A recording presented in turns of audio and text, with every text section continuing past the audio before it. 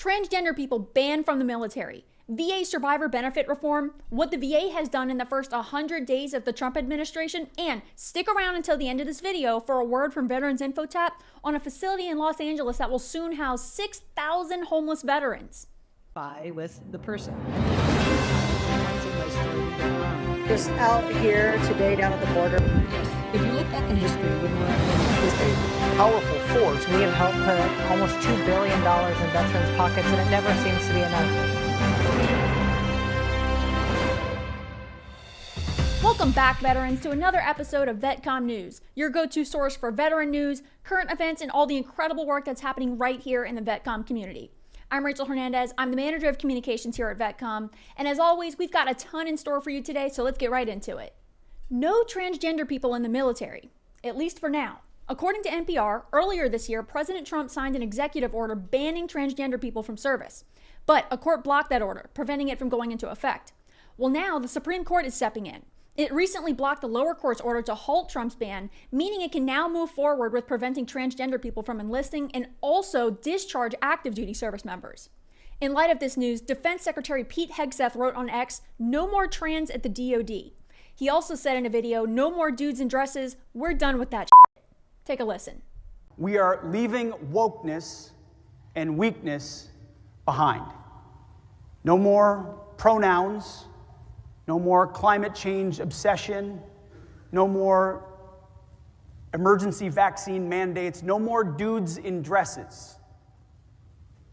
We're done with that.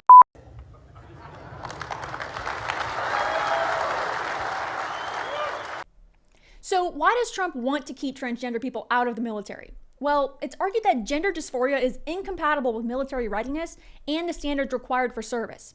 Also, he says the presence of transgender people conflicts with a commitment to an honorable, truthful, and disciplined lifestyle. In an NBC article, critics say transgender people have served for years with courage, skill, and selflessness.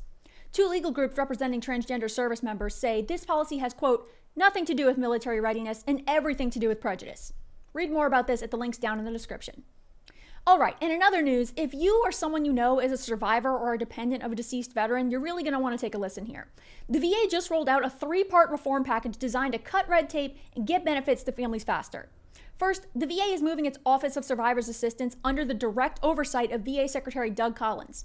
This reverses a 2021 decision that pushed the office deeper into the agency's bureaucracy, making it harder for survivors to get the help they need.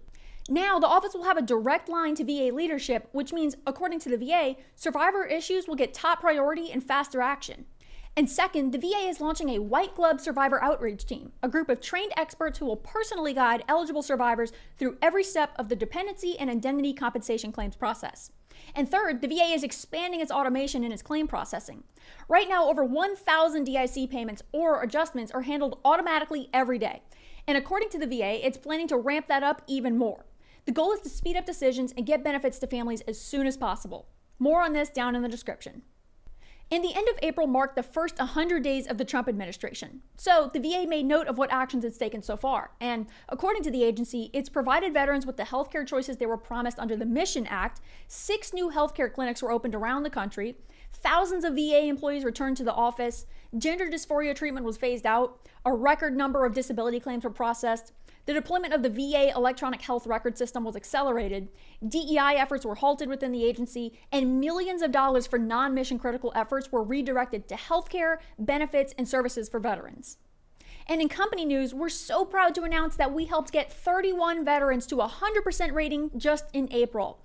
We're also celebrating rating increases for 96 of our clients, 37 of which were rated 60% or higher. And these aren't just numbers, these are real people whose lives we're changing. And I spoke to some of these veterans to hear their stories. They told me some pretty amazing stuff. One of them said that since VetComm helped him get rated 100% P&T, he was able to propose to his girlfriend. And another told me that he was finally able to buy a house for the first time.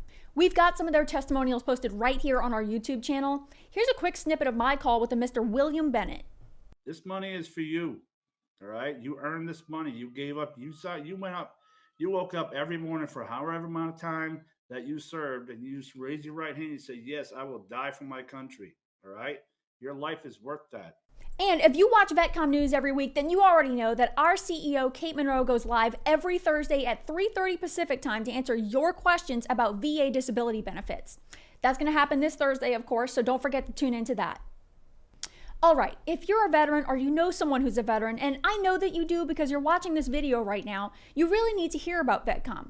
Founded by veterans for veterans, VetComm is on a mission to ensure that every single disabled veteran receives the VA disability compensation they're owed.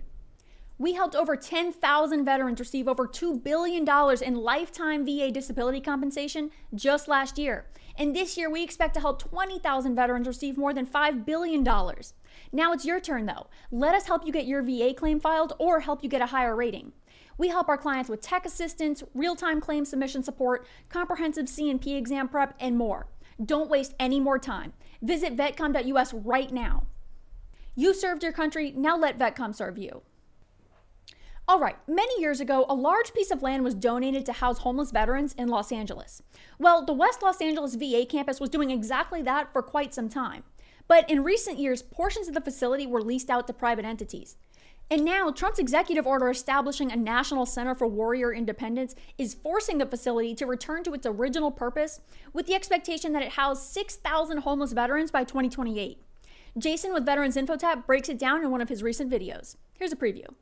All right, so this is an executive order really targeting in on California, LA specifically, and some back and forth stuff that was going on with the VA there, their campus, and some homeless veteran requests, right? So, I'm going off my memory here. I've done a few videos on this. There's a campus in LA. That campus in LA at the VA was donated land from back in the day, long time ago, donated land for disenfranchised veterans, essentially, from the war. Whether it was, work problems, they couldn't find work, they couldn't, whatever, right? This was just a donation to help veterans, in any capacity, essentially.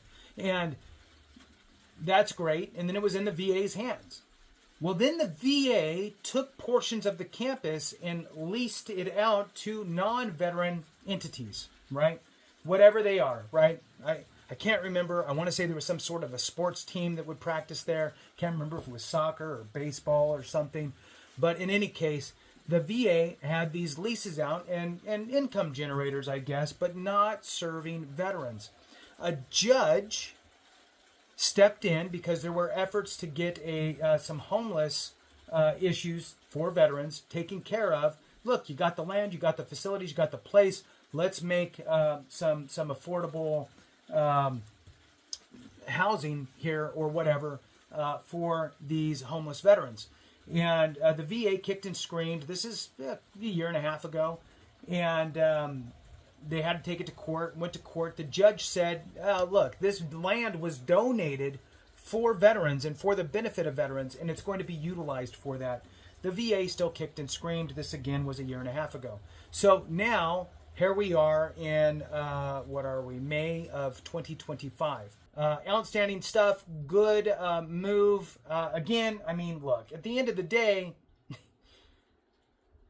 it should never have had to come to this, but it did, because the hundreds of acres was a donation, and that donation was to be used to house disabled veterans.